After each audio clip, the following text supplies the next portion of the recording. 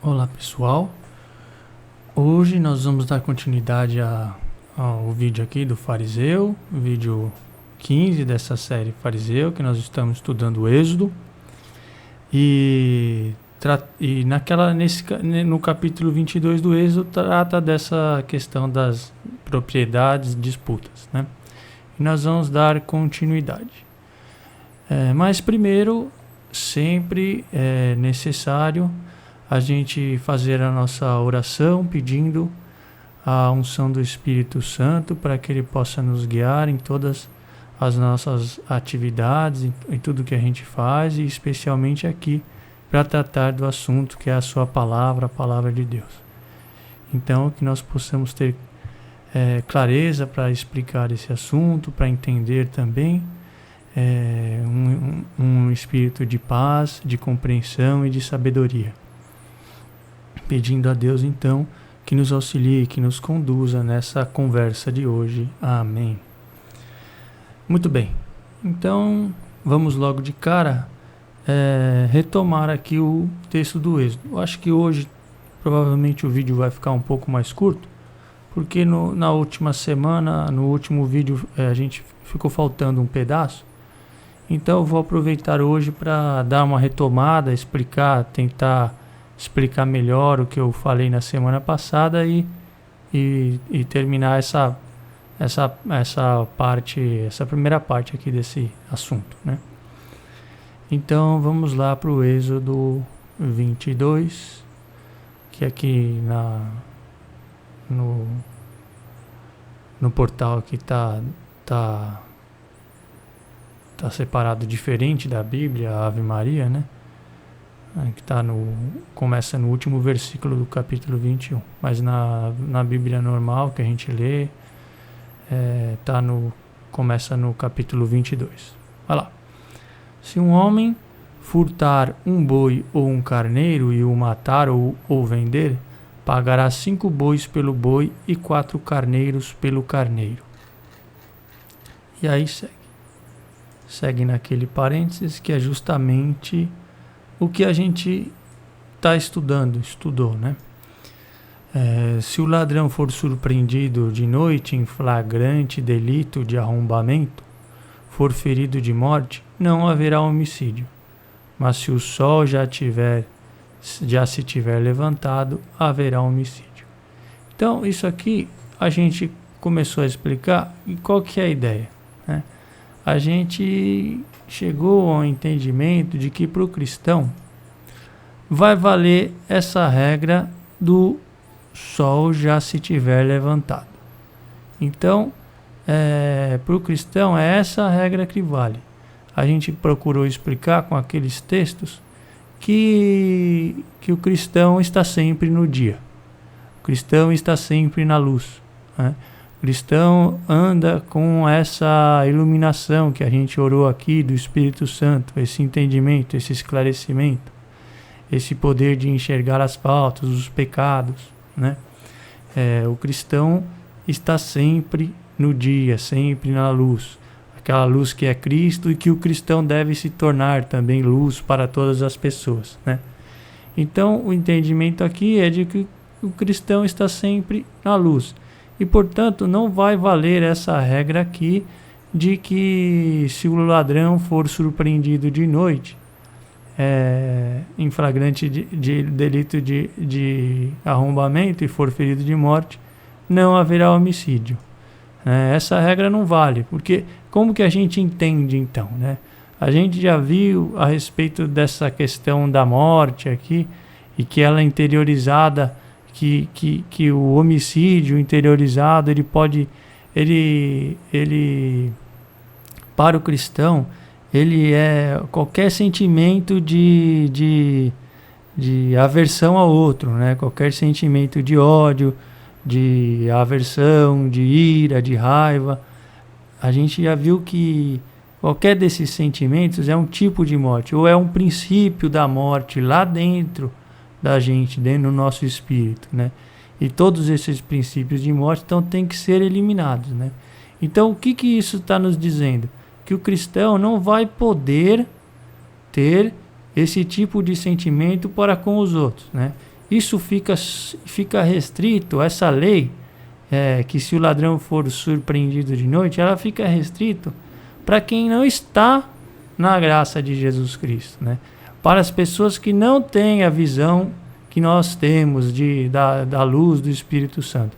Para essas pessoas, vale realmente essa regra de que aquele me ofendeu, aquele me fez algo de errado, então eu tenho raiva dele, eu não gosto dele, eu não quero, eu tenho ódio dele, né?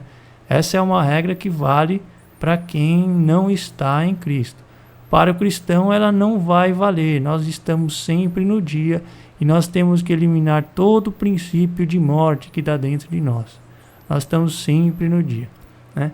Então nós vimos isso aqui já no último vídeo, e eu quis deixar aqui mais claro, explicar de novo, né? Que nós então estamos sempre no dia. E aí quando eu voltar lá para a apresentação, eu vou retomar os textos que a gente viu, né? Mas foi essa a ideia. Então nós não podemos ter essa possibilidade de pegar o ladrão de noite, matar o ladrão de noite. Não. Nós estamos sempre de dia e, portanto, nenhum desse princípio de morte pode estar dentro da gente. E aí continua aqui a questão do roubo, né? Então, se o ladrão tivesse matado ou vendido o boi ou o cordeiro, ia ter que devolver 5 ou 4, né? E no caso, então, que o ladrão fará a restituição. Se não tiver nada, será vendido em compensação do roubo. Se o que ele roubou, boi, jumento ou ovelha, estiver ainda vivo em suas mãos, restituirá o dobro. Então, se ele ainda tiver com boi, jumento ou ovelha, que ele tinha roubado, vai ter que devolver o que ele roubou e mais outro igual. Se tiver matado ou vendido, 5 vezes, né? Então a gente vai ver vários desses detalhes, né? E no próximo vídeo vamos, se Deus permitir, entrar em alguns desses aspectos aqui, né? Claro que a gente não vai conseguir explicar tudo, né? Porque o entendimento da palavra de Deus é assim, ele vem na medida que a gente está, né? Na medida que a gente está caminhando, conhecendo a Deus, né? Então a gente vai chegar até o nosso limite, onde o Espírito Santo nos ensinar, e eu vou compartilhar aqui o que eu tiver entendido aqui desses textos, algumas coisas, outras vai ficar para a gente entender mais à frente, mesmo porque todos esses assuntos do boi, do jumento, de tudo aqui que aparece, eles se repetem na lei em várias partes, né? E aí vai formando um conjunto e a gente vai aprendendo cada vez mais. E essa é a ideia, conhecer a vontade de Deus, a sua lei, seus mandamentos e aquilo que Ele quer que a gente realize e como Deus é, né? Então vamos continuar. Se um homem fizer estragos num campo ou numa vinha, ou deixar seus animais pastarem no campo de outro, compensará o dano com o melhor do seu campo e de sua vinha. Se um fogo se acender, alastrar-se pelos espinheiros e consumir o trigo enfaixado ou de pé, ou então todo o campo, o autor do incêndio pagará a indenização pelos danos. Se um homem confia... Então aqui, esses versículos falaram do campo que ou o animal de um dono passou e comeu o campo do outro, ou o fogo se espalhou, estava querendo queimar o espinheiro e se espalhou pelo campo. Então aí vai ter uma compensação. Tem uma compensação com o melhor do campo daquele que causou o estrago, né? Ou com uma indenização.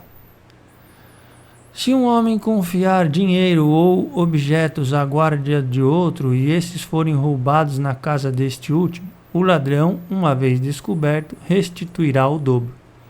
Então, aqui está falando, só um comentário, essa aqui, de tudo que eu vi aqui da lei, é a parte que define melhor a questão de roubo aqui, né? Tem outros textos, como eu falei, que falam algo parecido com roubo, mas que se a gente olhar bem, não é exatamente roubo. Esse aqui é o que fala mais a questão de roubo, né? Confiar então dinheiro. Eu tenho o caso aqui dos primeiros versículos, que é o roubo do boi, da ovelha, do carneiro. Mas aqui fala de coisas, de objetos, né? E no entanto tem um detalhe aqui, né? Que é o homem confiar dinheiro ou objetos à guarda de outro, né? Então isso é interessante e nós vamos ver também mais adiante, né? Por enquanto hoje só entendendo o que está falando aqui, relembrando, né? É importante, viu? Ler várias vezes o mesmo texto, né? Procurar, como a gente falou já também, ruminar esses textos aqui. É o alimento que a gente se alimenta quando lê, e aí vai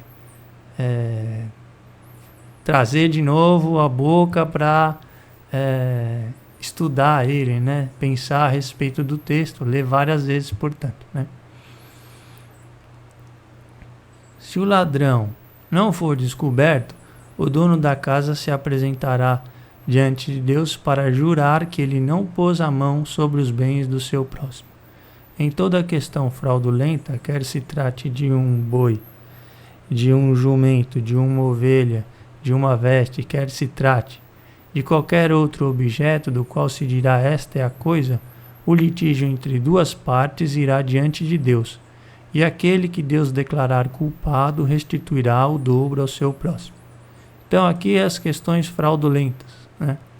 Uma fraude, disputa entre uma determinada coisa, está dizendo isso é meu ou isso é seu, né?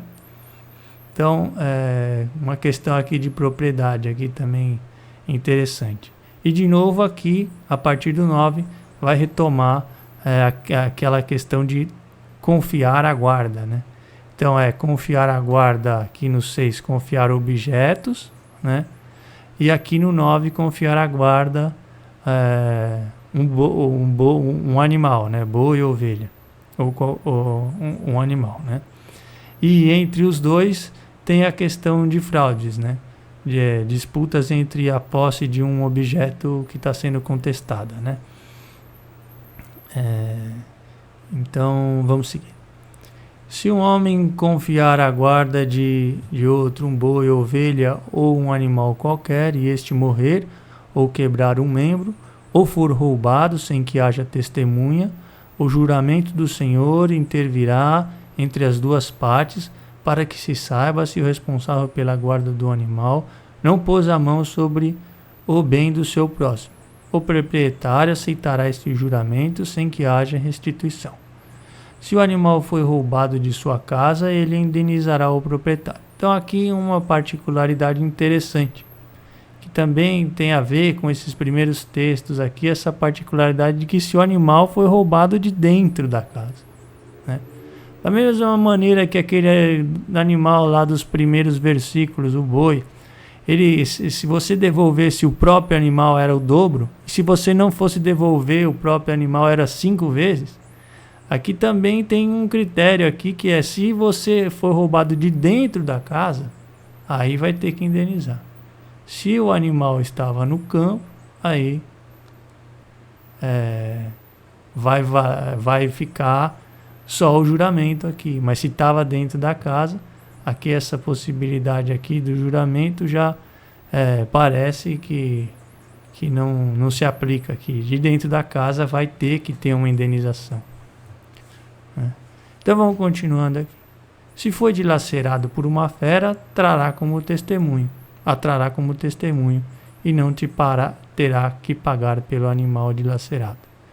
Se o homem emprestar a outro, agora aqui então passa a ser questão de empréstimo. Não é tomar conta só, mas emprestar. Se o homem emprestar a outro um animal e este quebrar um membro ou morrer na ausência do seu proprietário, terá de haver indenização. Se o proprietário estiver presente, não haverá indenização. Se o animal tiver sido alugado, o preço do aluguel bastará. E aí, finalmente, a filha. Se um homem seduzir uma virgem que não é noiva e dormir com ela, pagará seu dote e a desposará.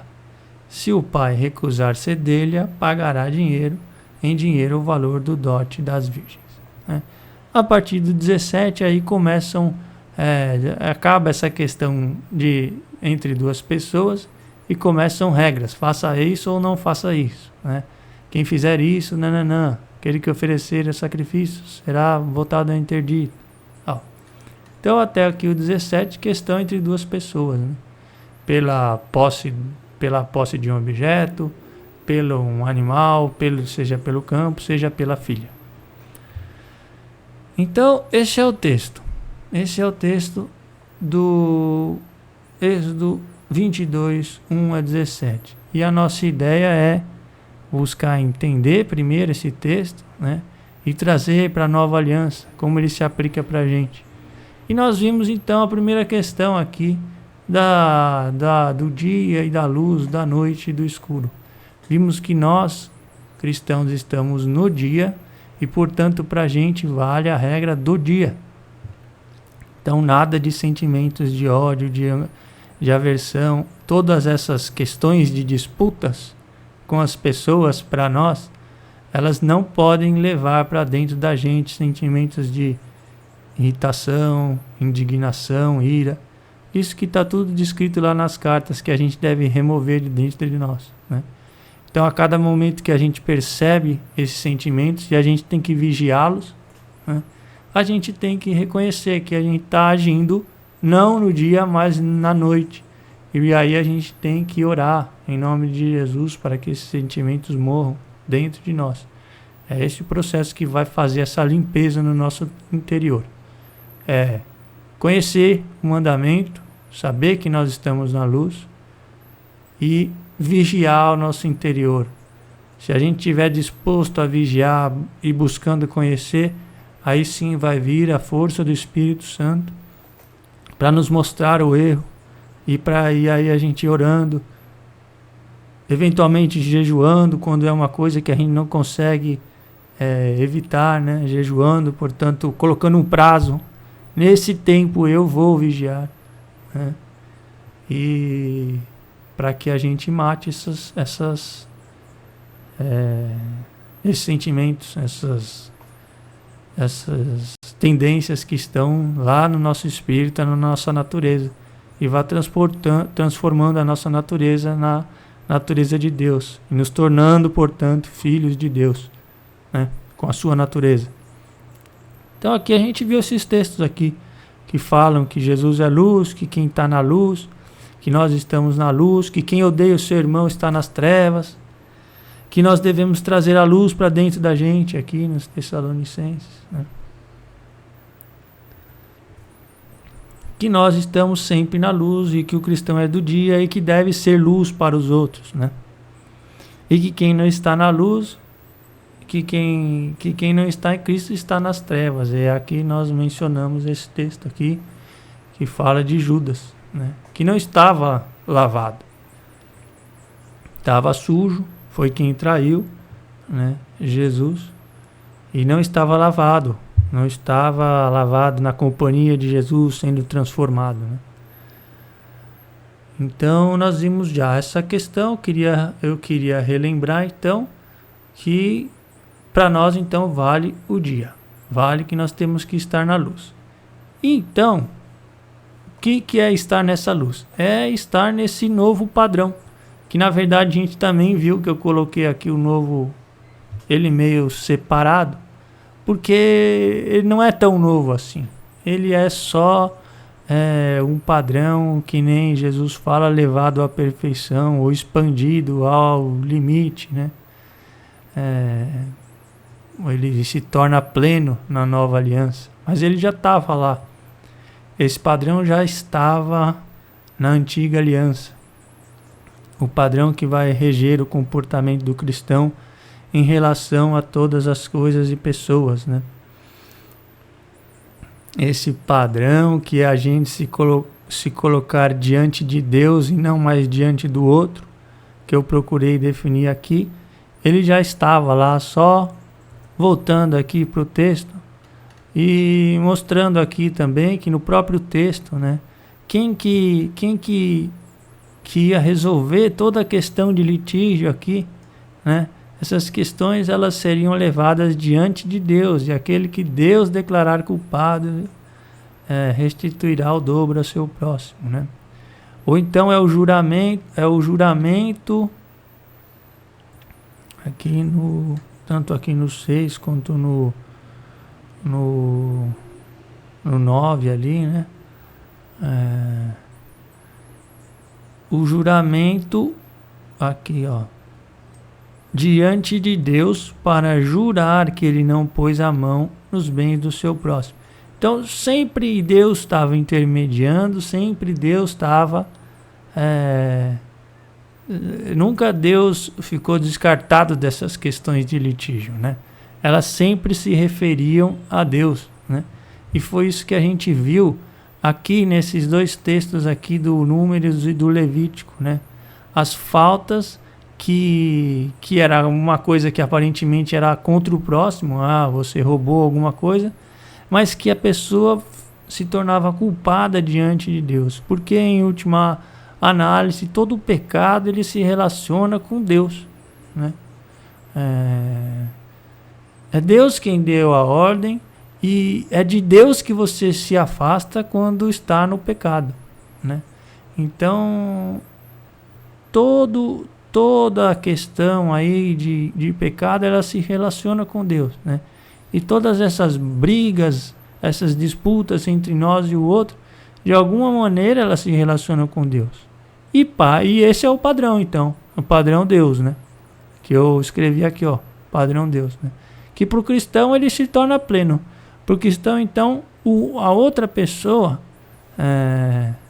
que a lei exterior, que também eu coloquei aqui em itálico, aqui deitadinho, porque eu não gosto de fazer essa distinção entre a lei do Antigo e do Novo. É a mesma lei, né?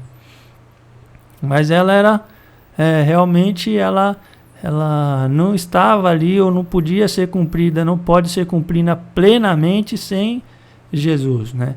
Então essa lei antiga aqui, exterior, que era entre eu e o outro, ela passa a ser eu e Deus, e o outro a importância do outro se torna mínima, né? A minha relação é sempre com Deus, né? O que Deus quer que eu faça, né? Eu vou fazer as coisas da maneira correta. Por quê? Porque eu estou adquirindo a natureza de Deus, né? A minha disputa não é mais com o outro, é com Deus, né? Esse é o nome do povo de Israel, que agora somos nós, o Israel de Deus, aquele que luta com Deus. Então a nossa disputa agora é com Deus, né? É nós e Deus. Tudo que a gente...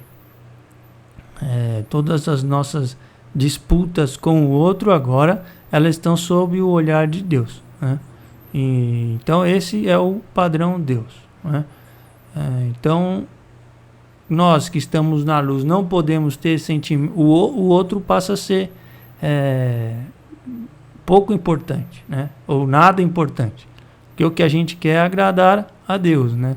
Então, e para agradar a Deus, que eu não posso levar em consideração o outro, eu tenho que estar sempre com um sentimento de amor para com o outro, né? De perdão, de misericórdia, né? São os sentimentos de Deus, né?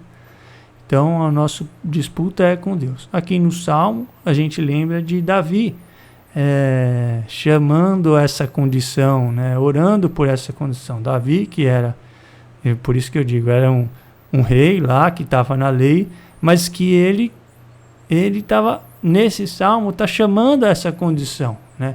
Ele fala lá: o meu pecado é só diante de ti, né? E pede então que ele seja lavado, que ele seja aspergido por esse sangue, com o isopo lá que ia aspergir o sangue, que era que sangue? O sangue de Cristo, que ele estava pedindo para que ele pudesse então ter de novo a unção do Espírito Santo sobre ele, né? É isso que ele pede no Salmo. Então ele está, na verdade, declarando esse padrão aqui: o meu pecado é diante de Deus. Lá no Eclesiástico nós vimos, nesse Eclesiástico 7, do 36 ao 39, são coisas boas, coisas bonitas de fazer, coisas que as pessoas do mundo acham corretas, éticas, né? E o 40 é que nos interessa, porque o 40 vai dizer, em tudo que você fizer, lembra-te do teu fim. Então é aquela consciência de Deus, de que você está fazendo essas coisas por causa de Deus, de que você tem que buscar essa natureza, né? E aí então foi isso que a gente viu aqui, essa definição desse padrão, né? E que nós não estamos sujeitos à condenação, porque temos também de Deus a justificação, né? Hoje a gente vai ver outro texto que vai confirmar isso aqui. E aqui em Lucas, eu vou até abrir, é um texto maior, mas para relembrar aqui, que é o do samaritano, né? Que é o exemplo que a gente tem que seguir. E esse exemplo, ele pode ser interpretado de maneira exterior ou de maneira do padrão novo, né? Então vamos lá em Lucas. Evangelho de São Lucas, capítulo 10, versículo 25 a 37. Então a gente viu aqui que é a passagem do samaritano, né? Então levantou-se um doutor da lei para pôr Jesus à prova e perguntou: que devo fazer para possuir a vida eterna? E Jesus Cristo respondeu para ele: olha, você então cumpre a lei. Cumprir a lei é suficiente para ter a vida eterna. Foi a mesma resposta que Jesus deu para o jovem rico, né? Cumprir a lei, você vai ter a vida eterna, né? E aí então começou Jesus a explicar quem era o próximo. Ele falou: não, tudo bem, isso eu entendo, mas então quem é o meu próximo, né? Quem é o meu próximo? E Jesus então contou: um homem descia de Jerusalém a Jericó e caiu nas mãos de ladrões, que o despojaram, e depois de o terem maltratado com muitos ferimentos, retiraram-se, deixando meio morto.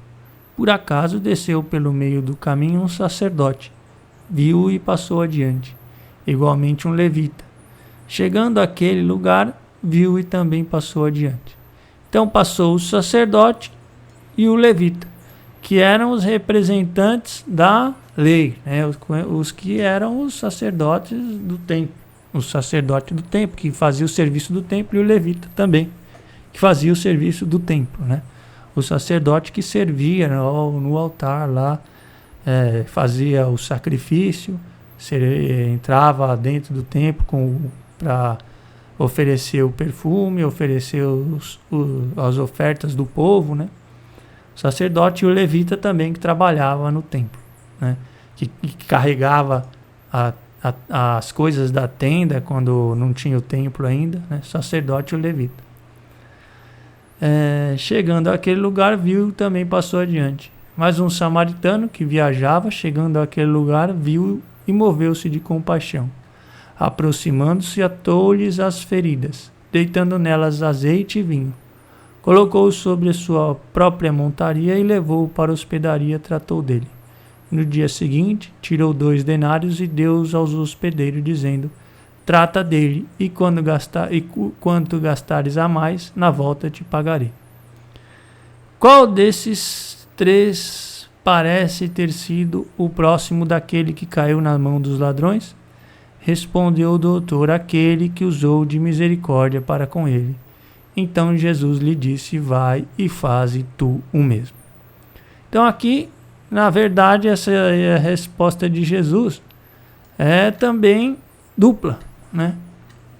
Dupla no que sentido? Você pode olhar do sentido exterior, mais superficial, e dizer que você então tem que tratar bem aqueles que te tratam bem. Isso aí, no fundo, é cumprir a lei exteriormente, exteriormente. Você vai ter misericórdia do outro porque você sabe que você é falível. Você vai buscar ser correto porque quer que o outro seja correto com você, né? Então você está se balizando. Então você vai ajudar aquele que te ajudou, aquele que te ajudou, a esse você deve devolver para ele, né? Então esse é o sentido exterior, o sentido daquele que está ora no dia, ora na noite, que está na noite, né? Vai ter amar aquele que te ama e vai odiar o que te odeia. Dá para entender assim, né? Dá para entender que ele vai ter que ajudar, não o sacerdote nem o levita, mas o samaritano. Ou a gente pode estar na luz e reconhecer que esse samaritano que veio e nos salvou foi Jesus. Ele que veio e nos resgatou dessa condição de morte, né? E nos livrou dessa condição de afastamento de Deus, de morte, né? E portanto nós temos que fazer como ele, né? Da mesma maneira que ele fez, nós temos que fazer também, né? Nós temos que ter essa natureza aí de Jesus, que nos foi disponibilizada pela sua obra, né? Então, se a gente andar nesse padrão aí, que é de cumprir, de ser luz como Jesus foi, de cumprir esse papel do samaritano, de levar essa vida para as outras pessoas, né?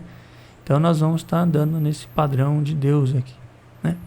Que é o padrão que a gente está definindo aqui, que as coisas não se relacionam mais com o outro, mas entre eu e Deus. E aqui nós vimos então justamente isso aqui. Você vai fazer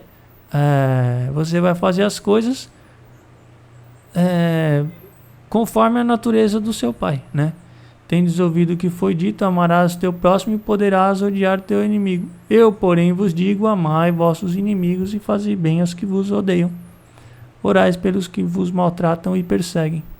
Deste modo, sereis filhos do vosso Pai do céu, pois ele faz nascer o sol tanto sobre os maus como sobre os bons, e faz chover sobre os justos e sobre os injustos.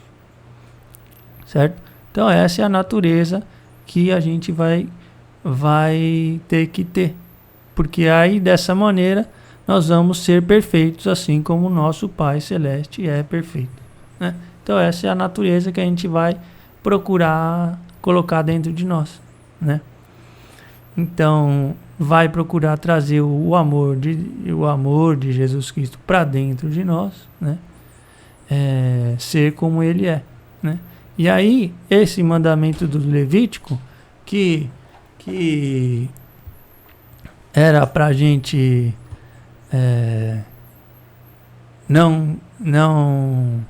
que era para a gente amar o próximo como a si mesmo, o a si mesmo agora vai ser da maneira como Jesus nos amou, né?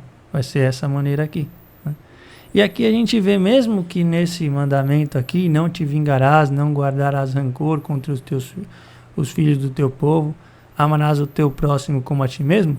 Mesmo nesse mandamento você tem uma conclusão: eu sou o Senhor. Esse eu sou o Senhor aqui, ele aparece em diversas leis. Depois que Deus define uma lei lá, ele aparece o eu sou o Senhor aqui, né? Como sempre uma lembrança de que toda essa lei, ela não vai ser realizada simplesmente por causa ela não é de maneira nenhuma uma norma humana, algo que você vai realizar porque é do ponto de vista humano algo correto. Não, tudo isso aqui pode até ser do ponto de vista humano algo correto, mas ele é muito mais do que isso, ele é um mandamento de Deus. Legal? Então, seguindo. E aí sim, a gente tinha parado por aqui. E aqui então é o Paulo fazendo justamente esse papel, né? Paulo que mandou a gente buscar se espelhar nele, olhar o que ele fazia, né? E então Paulo assumindo aqui essa condição do cristão pleno, né? Que é praticamente a condição que Deus assume para com a gente, né? Então o Paulo estava aqui nessa carta a Filemão devolvendo o escravo do Filemão. O escravo do Filemão tinha fugido, foi convertido por Paulo e Paulo estava devolvendo o escravo, né? Então ele diz assim: portanto, se me tens por amigo, falando para Filemão, recebe o escravo, né? Recebe-o como a mim. E aí Paulo vai dizer: se ele te causou algum prejuízo ou está devendo alguma coisa, lança na minha conta. Essa de alguma maneira é a posição que Deus assume para com nós, seus filhos, né?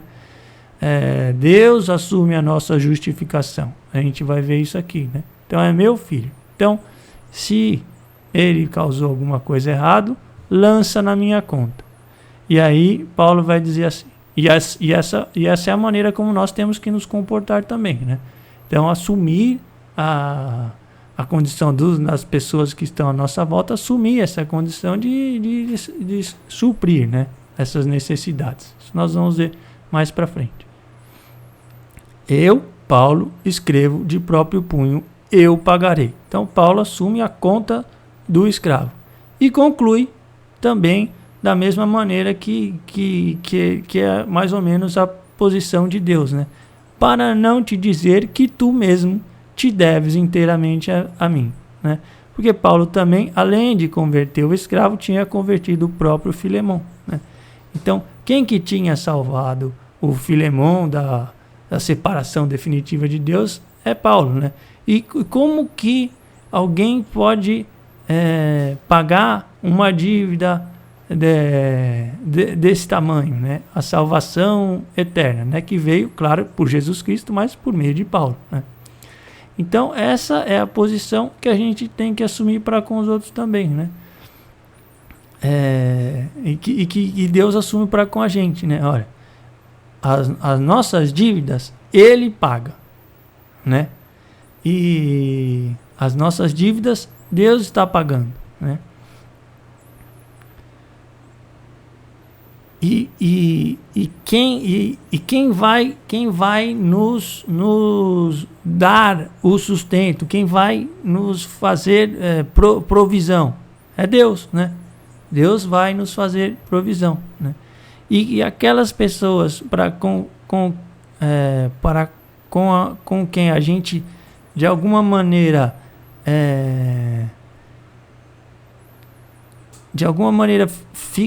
entra em disputa, né? Na verdade é Deus que está nos respaldando, né? Porque no fundo todo mundo se dirige a Deus também, né? Por mais que a pessoa não acredite, uma hora, um dia ela vai estar diante de Deus, né? E quem criou ela? Quem foi que criou essa pessoa? Quem deu a possibilidade dela existir? É Deus, né? Então, a própria vida humana que essa pessoa teve se deve inteiramente a Deus, né? Não há como cobrar nada de Deus, né? Não há como disputar nada com Deus nesse sentido, né? Quando Deus fica em dívida com alguém, fica em dívida porque ele quis. Nós já vimos isso lá no Êxodo, né? Vimos isso quando Deus assume uma dívida dos seus filhos, né? Deus, e isso aqui é o que Paulo está dizendo aqui. Ele está assumindo uma dívida do filho dele, que é o escravo, né? Está assumindo essa dívida. Ele vai pagar, né? Mas ele lembra, olha, mas você também se deve inteiramente a mim. Então, essa, de alguma maneira, é a maneira como Deus nos trata, né? Ele assume as nossas dívidas, né? Porque ele é Deus e todo mundo se deve inteiramente a ele, né? Então, isso não quer dizer que a gente está liberado para ofender as outras pessoas. Claro que não, né? Porque isso nos faz deixar de ser filho de Deus, né? Mas, de alguma maneira, nós estamos justificados por isso aqui. Nós vamos ver mais para frente, né? Então, é uma condição interessante aí, que vale pensar mais a respeito. Mas é uma condição de Deus para com a gente, né? E, de alguma maneira, da gente para com os outros também, né? A gente não pode ficar, então, a gente tem que estar no sentido de pagar as dívidas com os outros, né? De assumir essa condição aqui de doador que o Paulo estava assumindo aqui, né? Eu vou pagar essa dívida dele aqui. Isso é uma condição que nós vamos passar a assumir quando a gente vai se tornando filho de Deus, por causa do que a gente vai falar aqui mais para frente, né? Então esse novo padrão aqui, sempre entre parênteses o novo, como é que ele é? Deus garante a nossa justificação, é Deus que nos justifica, mas por outro lado, nós somos julgados por Deus. Especialmente nós, que somos filhos de Deus, que cremos em Jesus Cristo, seremos julgados por Ele, pelas nossas atitudes, por como nós agimos com relação a essa graça que nos foi dada, né? Então Ele nos justifica, mas nós estamos diante do julgamento de Deus. Deus nos sustenta nessa vida aqui, Deus vai nos dar o sustento, mas diante das pessoas, ou dessa vida, ou das pessoas, nós devemos ser doadores, né? Então, Deus vai nos dar o sustento, é uma condição que a gente tem que passar a viver, ou que a gente tem que almejar viver, né? Se a gente está tendo que se empenhar muito para cuidar dessa vida terrena aqui, é bom que a gente comece a se preocupar, comece a avaliar a nossa situação, porque é Deus que tem que nos dar o sustento, né? Isso é um processo de despojamento dessa vida e de conhecimento da vontade de Deus e de receber uma nova condição, que é a condição de filho, né? E esse processo vai passar por esse processo de despojamento, vai passar por nós sermos doadores, né? Nós para com as outras pessoas, temos uma condição de doar, de abrir mão, né? Que é isso que a gente tem falado aí nas questões das disputas. A gente tem que estar sempre propenso a abrir mão das disputas. Por quê? Porque é Deus que nos dá o sustento. Então, o nosso relacionamento é com Deus, né? É entre nós e Deus. O outro, então, a gente tem que ser doador para o outro, né? Porque quem nos sustenta, quem nos dá plena condição abundante é Deus. E, portanto, nós também não podemos ficar regulando ou medindo a nossa como fala, nós não podemos ficar limitando, né, a nossa bondade aí, sei lá, a nossa caridade aí, né? Não lembrei a palavra aqui, mas nós temos que ser doadores, pessoas que estão prontas a abrir mão das disputas e tal, né? Então, esse é um processo que a gente tem que aprender, que a gente tem que almejar, né? Que é ser sustentado por Deus e ser plenamente também pronto a dar, né? É claro que todas essas coisas são complicadas na nossa vida, né? Tem muitas interfaces com outras pessoas, tal, que daí da onde vêm as disputas. Por isso que eu digo que é um processo, né? Não é uma questão simplesmente de eu dizer, tá bom, então eu vou abandonar tudo e vou viver na montanha sem nada, né? Porque esse processo que a gente vai passando é um aprendizado, né? De conhecer o mandamento, de buscar cumpri-lo nas coisas do nosso dia a dia, né? Por isso precisamos conhecer esse mandamento para a gente colocar em prática, né? Se a gente for buscando conhecer esse mandamento aqui e vigiar ele na nossa vida, aí a gente vai começar a ver, vai começar a corrigir o rumo, né? O rumo que é passar da gente ser o nosso próprio provedor, da gente ser quem vai nos dar o nosso próprio sustento, para Deus dar o sustento, né? E a gente vai passar, então, aí, conforme a gente vai andando aqui, óbvio que se a gente tem a provisão plena, a gente não tem motivos para não ser doadores, não ser... não distribuir de maneira... não estar apegado às coisas, né? Então, é um processo. É um processo que a gente vai crescer, né? E esse texto aqui do Êxodo, das disputas, vai ensinar um pouquinho a respeito desse processo, né? De como a gente vai se relacionar com as coisas dessa vida terrena aqui, né? E como que a gente vai abrindo mão dessas coisas e como a gente vai ganhando a confiança de que o sustento vem de Deus. Esse é o que a gente precisa começar a caminhar no nosso dia a dia, vigiar as nossas atitudes, os nossos sentimentos, né? Então vamos ver esse texto aqui, Romanos 8, 33 a 39.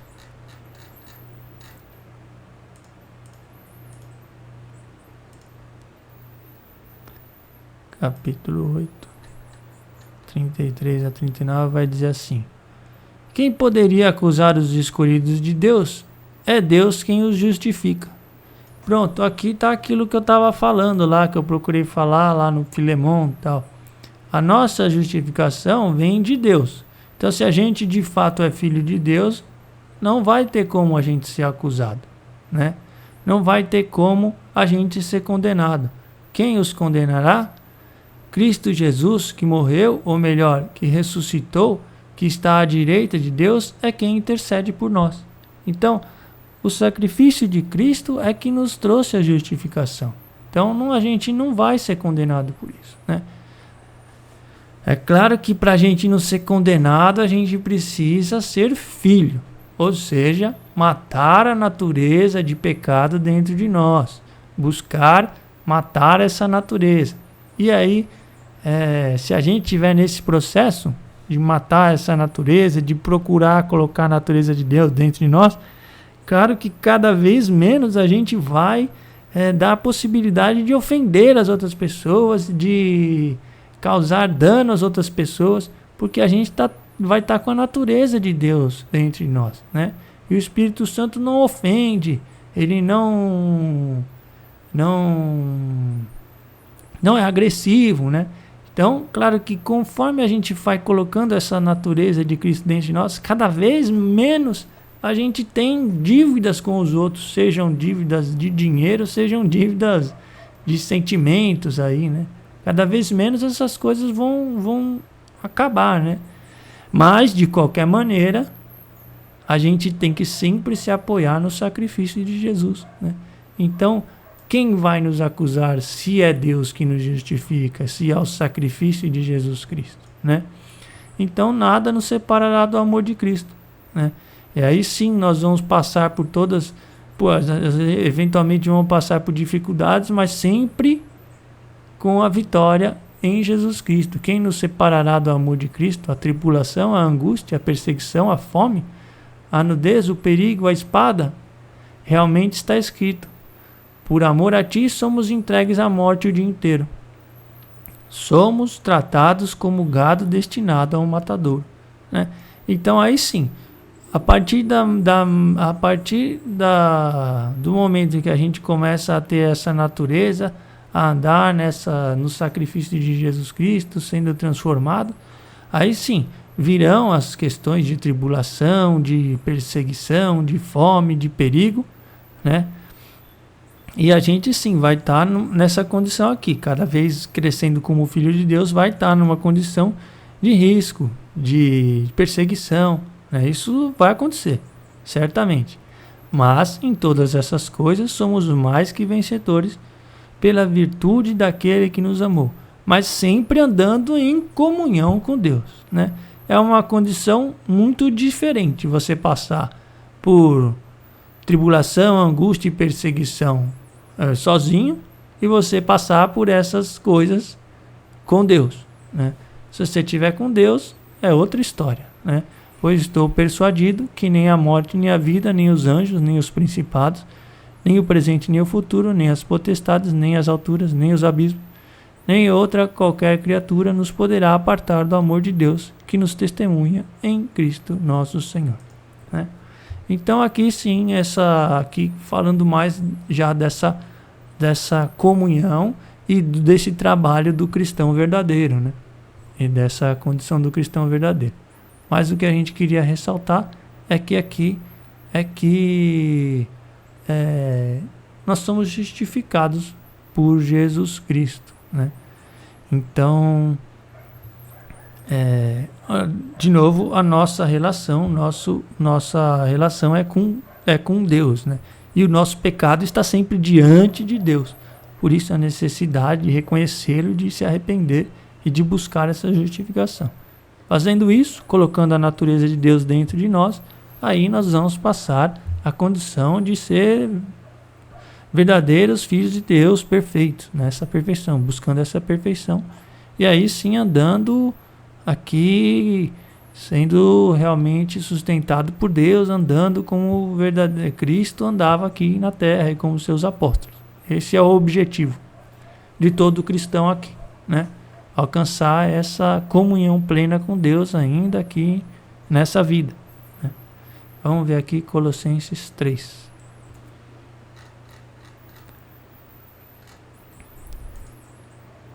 Essas coisas todas têm que ser uma realidade para a gente. Tem que ser algo que a gente está buscando. Porque não é uma coisa impossível. É uma coisa bem acessível desde que a gente esteja querendo, né? Tudo o que fizerdes, fazei-o de bom coração, como para o Senhor, não para os homens, né? Então é isso aí. A gente está sempre se dirigindo a Deus em todas as nossas atitudes, tudo conforme, olhando tudo que a gente está fazendo, ponderando sempre qual que seria a vontade de Deus para tudo que a gente está fazendo, né? Essa é a condição de vigilância, a condição de estar sempre com o mandamento na cabeça, e por isso precisa conhecer, para ele estar na cabeça, para você poder vigiar. Certos de que recebereis como recompensa a herança das mãos do Senhor também. Tá vendo? Não é do outro que você vai receber o reconhecimento, nada disso. Você vai receber esse reconhecimento de Deus, a herança das mãos de Deus. Servir a Cristo Senhor. Quem cometer injustiça pagará pelo que fez injustamente, e não haverá distinção de pessoas, aquilo que eu falei também, né? Nós também estamos sobre o julgamento de Deus. Claro que é um juízo para os filhos, mas é um juízo. Vai ter um juízo conforme o que a gente trabalhou nessa transformação. E por isso que é necessário a gente colocar isso em prática o quanto antes, né? Buscar essa condição de vida em comunhão com Deus, olhando todos os detalhes da nossa vida. E é por isso que é interessante ver esse texto aí do Êxodo 22, que ele vai tratar de alguns assuntos, né? Com relação a essas disputas, que são coisas frequentes, né, na nossa vida, né? E se a gente conseguir um entendimento mais ou menos do que é o que Deus está querendo para da gente com aquelas palavras, a gente aí vai poder vigiar, né? Então a lei acerca da propriedade não é uma lei de fazer ou não fazer, né? Como a gente já viu, né? Você vai matar você tem que matar aquele, ou isso não pode fazer, né? É uma lei de litígio, de contenda entre duas pessoas, né? Então elas vai se relacionar com essas questões. Agora, como eu falei, não é mais um negócio exterior entre eu e o outro, mas é interior entre eu e Deus, né? O outro fica menos importante, né?